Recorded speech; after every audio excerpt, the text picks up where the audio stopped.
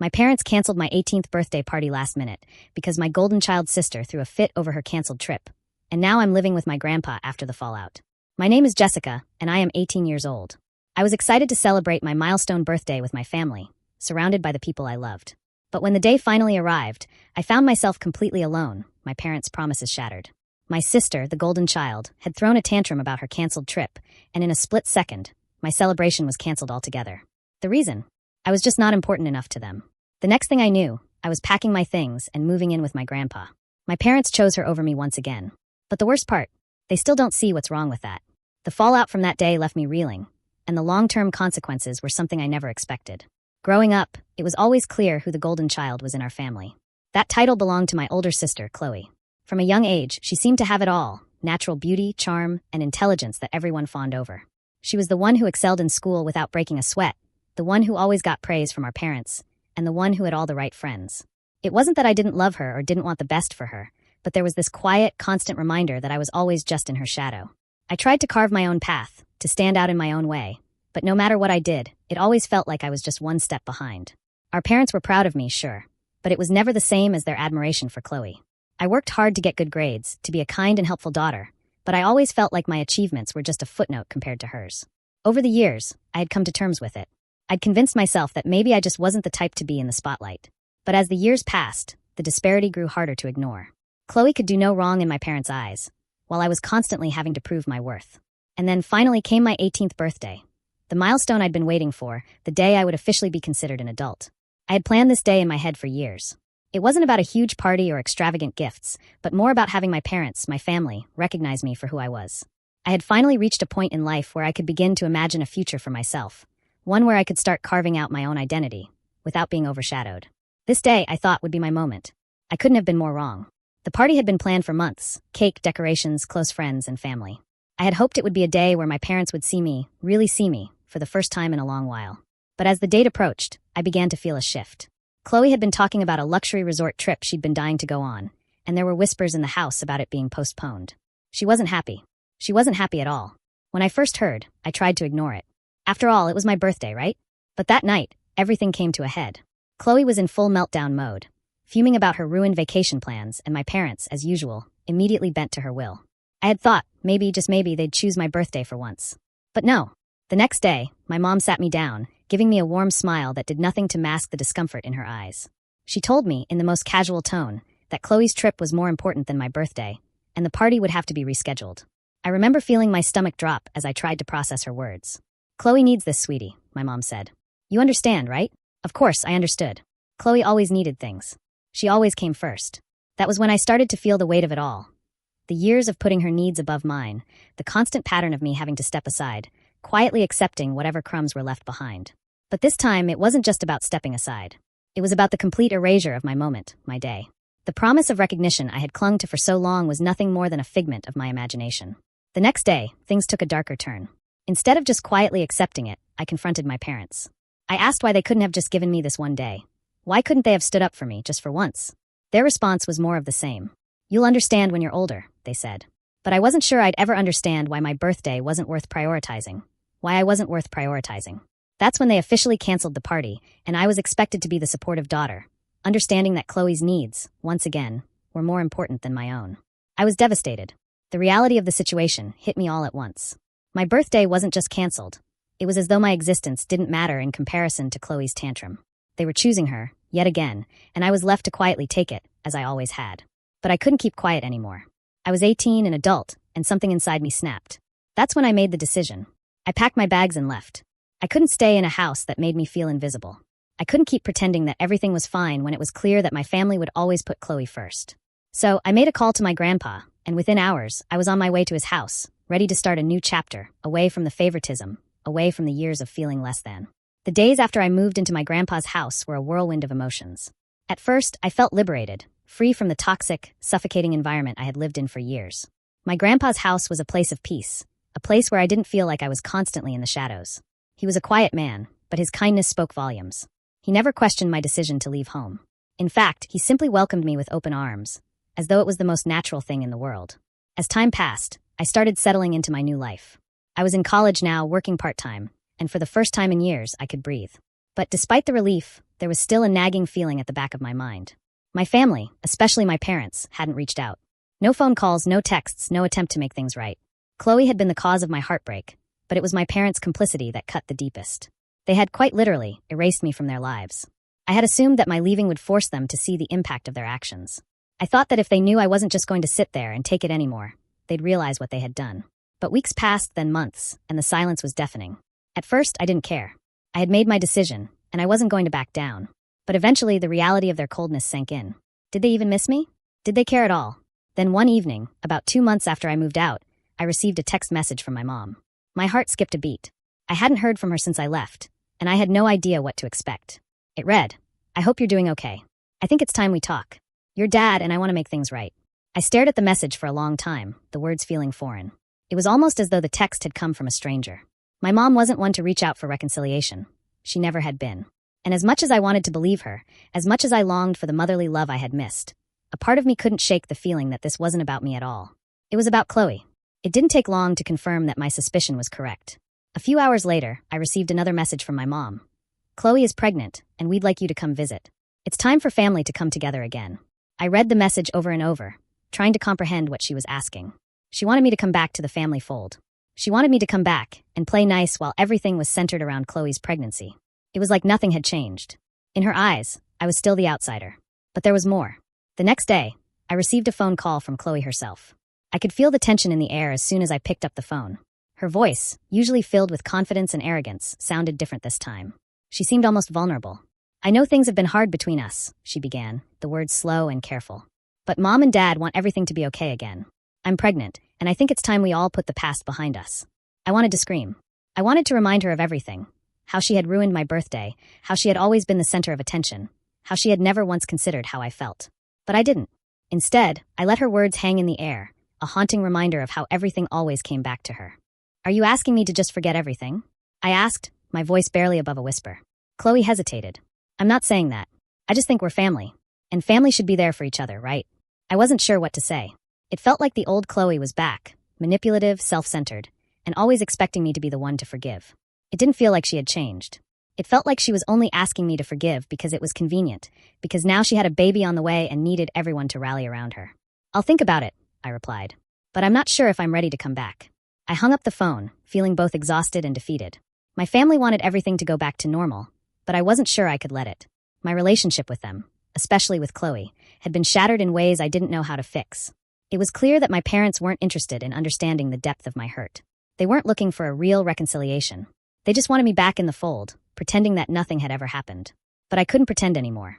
I spent the next few days reflecting on what my family had done to me and what they wanted now. I had always been the one to give in, the one to forgive and forget. But this time, I wasn't sure if I could. The way my parents and sister had treated me had changed me. I was no longer the quiet, accommodating daughter. I was someone who had learned the value of self-respect. As much as I missed the idea of a family that loved and supported me, I wasn't sure if I could ever go back to the way things were. I had started to heal, and that meant putting myself first for once. After the phone call with Chloe, I sat there for hours thinking. I thought about how my life had changed since I left home, about how much better things were without the constant drama. But I also thought about how much I longed for the family I used to have, even if they had never truly understood or appreciated me. The more I thought about it, the more I realized something important. I had to put my boundaries first. No one else had done that for me. When I finally responded to my mom's message, I made it clear that I wasn't ready to jump back into the family dynamic so easily. I said that I would consider visiting them for a gathering once they stopped trying to push me into a role I wasn't comfortable with. I told her that if she wanted me back, it would be on my terms, not theirs. But the response I got from her was not what I expected. She tried to guilt me into coming, saying that Chloe was going through a difficult time with her pregnancy and that I was being unreasonable for holding on to past grudges. It was classic manipulation. I was exhausted from trying to explain myself, but I knew that I couldn't go back to the way things had been before. However, things took a turn a few weeks later when my dad reached out. The message came as a surprise, and I felt a knot form in my stomach as I read it. He apologized. It wasn't the kind of apology I had expected, one that acknowledged the pain they had caused, but it was an apology nonetheless. He admitted that he had been wrong to let Chloe take center stage all the time and that he understood why I was hurt. He even told me that he missed me, that he regretted how things had turned out. It was the first real sign of remorse I'd seen from him in years, and it left me conflicted. But there was a catch. He wanted me to come to a family dinner. He said it was time for us to move forward and put everything behind us. It was clear that this was his version of reconciliation, a quick fix, a dinner to make everything seem okay again. It felt like an easy way for them to sweep everything under the rug without addressing the deeper issues at play. I wasn't fooled. This wasn't a real reconciliation. They hadn't actually acknowledged what they had done to me, nor had they truly tried to understand why I left in the first place. It was all about them, as it always had been. They wanted me back in their lives, but only on their terms. And while I had once felt that familiar pull to be part of their world again, the truth was that I was no longer the same person I had been when I left. The more I thought about it, the more I realized that I had been the one who had been wronged, not Chloe. She had been spoiled, yes, but it wasn't just her behavior that had caused me pain. It was the fact that no one had ever stood up for me. My parents had allowed her to treat me poorly for years, and in doing so, they had hurt me in ways that I couldn't just brush aside. It wasn't just about a birthday or a canceled trip. It was about years of being neglected, of being the second-best daughter in a family that was too focused on appeasing Chloe to care about me. I decided I wasn't going to let them rewrite history. I wasn't going to let them make me feel guilty for wanting to protect myself. I was done being the one who always gave in. I took a deep breath and composed a message to my mom and dad. I told them that while I appreciated their attempts to reach out, I wasn't ready to forgive and forget. I told them that if they truly wanted to make amends, it would take time, and it wouldn't happen with a simple dinner or apology. They had to prove to me that they understood how their actions had affected me. I wasn't asking for perfection, but I was asking for sincerity. I also made it clear that I wouldn't be attending any family dinners or gatherings until I felt that they truly respected my boundaries and acknowledged the harm they had caused. I felt a wave of relief after sending the message, but also a deep sadness. I had tried so hard to make my family happy, to fit into their mold.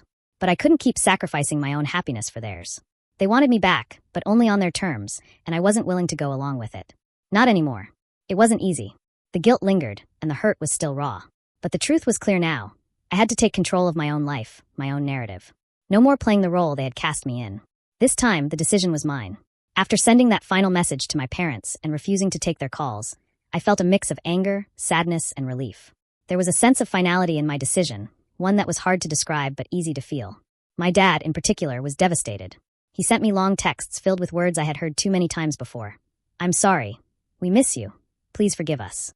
But this time, I didn't feel the usual pull to rush back to them. I had given them years to acknowledge my feelings, to step up as the parents they were supposed to be. And when it counted most, they had chosen Chloe again. I didn't reply right away. I needed time. But after a few days, I could feel myself growing more resolute in my decision. I wasn't going to be manipulated again. I'd spent my entire life accommodating my family's dysfunctions, hoping that if I just kept quiet, kept my distance, kept the peace, things would somehow get better. But they never did. And now I had to protect myself. I had to protect my mental and emotional well-being, something I had neglected for far too long. The first person I reached out to after cutting off my parents was my grandpa. I needed him more than ever. He was my rock throughout this chaos, and he listened to me in a way no one else had. I visited him more often, and each time we sat together, he gave me the comfort I needed. His wise words about life, about family, and about forgiveness helped me realize something important. Healing was not about letting people back into my life on their terms. It was about creating peace within myself, regardless of what was happening outside. I stayed away from family gatherings. I didn't attend the next holiday dinner, nor the birthday parties that followed. Each event felt like a reminder of how much I had been neglected, of how I had spent so many years trying to please people who had never truly considered my feelings. The absence was painful, but it was also liberating. For the first time, I was making choices based on my needs, not out of obligation or fear of being rejected. Months passed, and I began focusing more on building a life for myself, independent of my family's expectations. I didn't attend the large family gatherings, and in many ways, it felt like I had left them behind. I poured my energy into other aspects of my life, focusing on my career, friendships, and self-care. I found solace in the quiet, away from the constant drama, away from Chloe's demands, away from the control my parents had tried to assert. The change in my relationship with Chloe was subtle at first. She sent me texts, apologizing, but her words were often followed by the same old manipulative behavior. "I miss you," she'd say, but I could hear the hidden agenda in her voice, the desire for me to play the role of the ever-sacrificing sister, the one who would always forgive. I had learned not to fall for it anymore. I wasn't going to be the easy target. Then one day, Chloe sent me a message that caught me off guard. She admitted that she had messed up, that she had been selfish, and that she was starting to see how her actions had hurt me. For the first time in years, she seemed to acknowledge the damage she had done. She didn't apologize outright, but there was a shift in her tone. It wasn't enough to erase the years of emotional neglect, but it was a small step forward. At that point, I was ready for a conversation. I agreed to meet her for coffee, just the two of us, without any of the family around. I had no idea what to expect, but I was cautiously optimistic. When I saw her, I could tell she was struggling. Her usual bravado had faded, and she looked vulnerable, unsure of what to say. We talked for hours. It was one of the most honest conversations we'd ever had. She admitted that she had been blinded by her need for attention, by the belief that she could do no wrong. She didn't realize how much her actions had hurt me, how much they had strained our relationship. For once, she wasn't trying to justify herself or make excuses. She was, for lack of a better word, human. And while it didn't fix everything, it did provide a small bit of closure. I knew then that my sister and I might be able to find a path forward, even if it wasn't going to be easy. The following months were difficult but necessary. I kept my distance from the larger family dynamic. I continued to meet with my grandpa, who kept reminding me that healing was a journey, not a destination. I focused on my career and started spending more time doing things I enjoyed. Things I had put off for years because I had been so caught up in my family's drama. It felt selfish at first, but I quickly realized that taking care of myself wasn't selfish at all. It was necessary. The more time I spent away from the toxic patterns of my family, the more I realized that I wasn't the problem. I had spent too many years feeling guilty, trying to make everyone happy, sacrificing my own happiness in the process. Now, I was learning how to say no, how to set boundaries, and how to protect my peace. It was hard, and there were days when I questioned my choices, but ultimately, I knew I had made the right decision. One day, my mom called me, but this time, her tone was different. She wasn't begging or demanding. She wasn't blaming me for everything. She simply asked if we could talk. And so we did. For the first time in a long time, we had an honest conversation, one where I expressed my pain and she acknowledged it. We didn't solve everything in one conversation, but it was a start. I didn't feel pressured to forgive her or to patch things up immediately. I told her that it would take time for me to trust her again, and she accepted that. Over time, I began seeing glimpses of change in my family. My mom and dad didn't always get it right, but they were trying. It wasn't perfect, but it was progress. I had learned not to expect everything to be fixed immediately. Some relationships take longer to heal than others. And though it wasn't easy, I knew that I was no longer the person I was before. I had become someone stronger, someone who understood that sometimes you have to walk away from family to find your own happiness.